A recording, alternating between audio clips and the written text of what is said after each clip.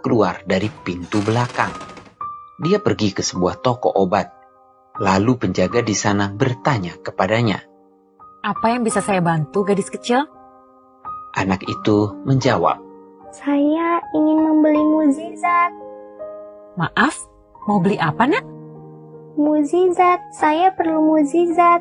Adik saya sakit parah dan ayah berkata hanya mukjizat yang dapat menyembuhkannya sekarang. Jadi, saya ingin mendapatkan mukjizat untuknya. Berapakah harga sebuah mukjizat? Penjaga toko terkejut dan dengan lembut menjawab. Maaf, Nak. Kami tidak menjual mukjizat di sini. Kalau begitu, tolong katakan pada saya di mana toko yang menjual mukjizat. Saya ingin membelinya. Saya akan beli dengan semua uang tabungan saya. Saat itu ada seorang pria tua di sana yang mendengar percakapan mereka. Pria tua itu bertanya kepada anak tersebut. Nak, kalau boleh tahu, mukjizat seperti apa yang dibutuhkan adikmu? Gadis kecil itu menatap si pria tua dengan pandangan polos dan sedih. Saya tidak tahu, Pak. Saya hanya tahu setiap hari adik saya kesakitan. Ada sesuatu yang sangat buruk dan jahat di dalam kepalanya. Ayah sudah berusaha keras untuk menyembuhkannya, tapi adik tidak kunjung sembuh. Dokter bilang dia harus dioperasi, tapi kami tidak punya uang untuk membayar biayanya. Jadi ayah bilang hanya mukjizatlah yang dapat menyelamatkannya. Sekarang saya ingin membeli mukjizat itu dengan semua uang tabungan yang saya miliki ini.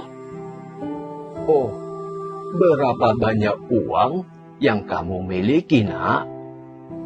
Gadis kecil itu pun menghitung uang di tangannya, lalu berkata, Saya hanya punya 5.000 rupiah. Berapa ya harga mukjizat itu, Pak? Apakah uang saya cukup?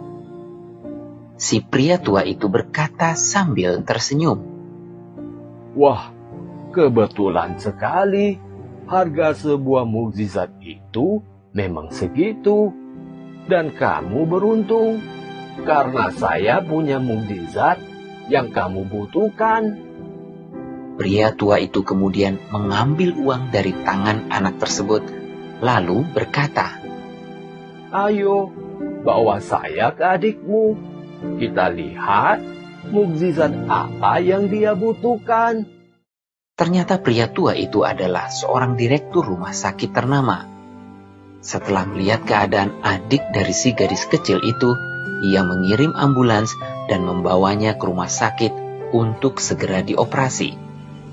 Operasi itu pun berjalan lancar, dan keadaan si adik membaik dengan cepat, sehingga ia diizinkan pulang setelah seminggu.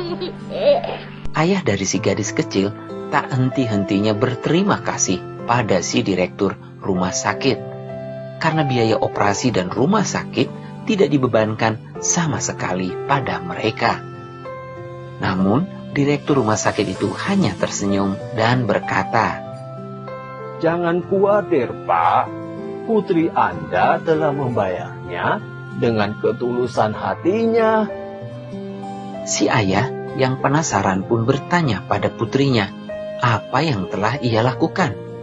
Sang putri dengan gembira dan bangga berkata, Ayah tahu dia itu penjual mukjizat loh, Ayah. Aku bertemu dengannya di apotik dan aku membeli mukjizat yang ia jual dengan seluruh tabunganku. Tuhan itu ada dan selalu berada di samping kita. Saat kita membutuhkan pertolongannya, Tuhan akan memberikannya melalui orang-orang di sekitar kita dan melalui cara-caranya yang tidak terduga.